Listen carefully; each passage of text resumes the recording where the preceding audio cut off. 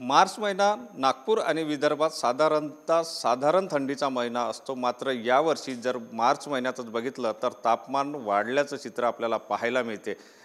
हा सगळा प्रकार कशामुळे घडतो आहे आणि पुढील काळामध्ये कशा प्रकारचं वातावरण राहील हे आपण जाणून घेण्याचा प्रयत्न करूया। हवामान विभागाचे शास्त्रज्ञ आपल्यासोबत आहे। सर,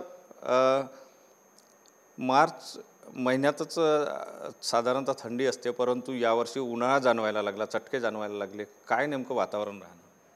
तो अभी जो हमारा आज का मीडियम रेंज जो फोरकास्ट दिया हमने नेक्स्ट से 4 to 5 डेज़ का, तो हम एक्सपेक्ट करें कि जो मैक्सिमम तापमान है वो थोड़े से घट के आएंगे। मतलब इसका मेन वजह है कि नॉर्दर्ली जो विंड है, उत्तरी हवाएं जो है वो काफ़ी स्ट्रॉन्ग आ रही है। और अभी जो हमारे रिसेंट्स में जो बर्फ़बारी हुई है हिमालयन क्षेत्रों में, वहाँ से ठंडी हवाएं होकर आ रही है। तो अभी हम 2-3 दिन देखेंगे कि हवा में थोड़ी सी ठंडकपन रहेगी।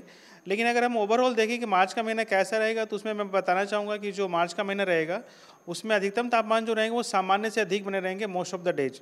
मतलब मार्च में जो 31 दिन होते हैं उसमें मोस्ट ऑफ द डेज मार्च का जो अधिकतम तापमान रहेगा वो सामान्य से 2 से 3 डिग्री, कहीं कहीं 4 डिग्री अधिक बने रहेंगे विदर्भ के अधिकांश क्षेत्रों में।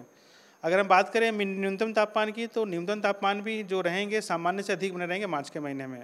और मौसम विभाग ने इस बार अभी फरवरी के एंड में एक मंथली आउटलुक के साथ साथ सीजनल आउटलुक भी जारी किया, जो हम समर कैसा रहेगा, मतलब समर का मतलब मार्च, अप्रैल और मई का महीना कैसा रहेगा।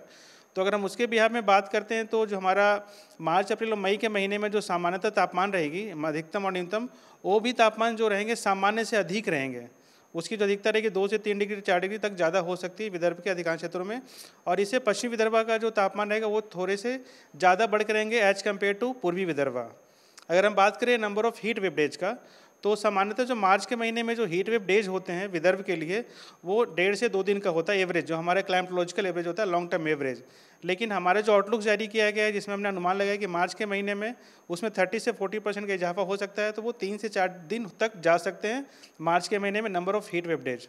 अगर हम बात करें सीजन का, जैसे मार्च, अप्रैल में जो समर सीजन रहेगा उसमें overall number of heat wave days क्या रहेंगे, तो हमारी जो सामान्य एक फिगर होती है वो होती है 5 से 7 दिनों की। लेकिन हमारा जो इस पर प्रेडिक्शंस किया गया है कि मार्च, अप्रैल और मई मतलब सीजन में number of heat wave days भी बढ़ के आ सकते हैं। एंड वो जो डेज रहेंगे वो 3 से 4 दिन और बढ़ सकते हैं, मतलब 9 से 10 दिन हम एक्सपेक्ट कर सकते हैं कि हीट वेव रहेंगे during the season, summer season. Sir, generally बघितलं गेलं आहे की मेचा महिना जो असतो तो विदर्भामध्ये साधारणतः 45च्या वर 48पर्यंत सुद्धा तापमान जातं। यावर्षी त्यामध्ये वाढ होण्याची शक्यता वाटते? एग्जैक्टली टेम्परेचर जो रहेंगे वो बढ़ के रहेंगे। जैसे हमारे जो सामान्य तापमान होता है मई का महीना का वो 42 to 44 डिग्री होता है, और कभी कभी दिन जो होते हैं 45, 46, 47 रीच होते हैं।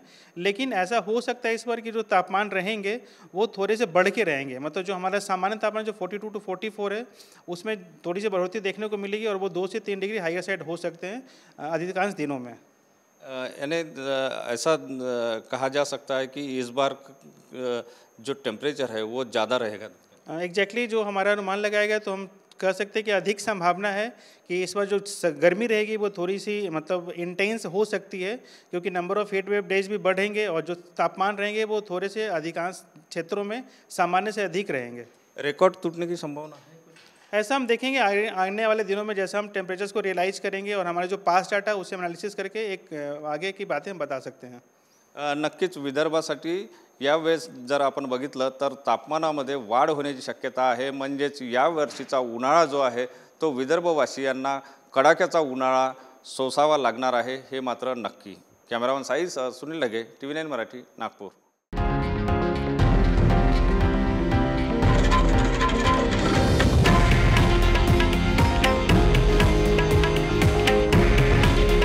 हे आहे देशातील नंबर 1 न्यूज नेटवर्क आणि आपण पाहत आहात TV9 मराठी।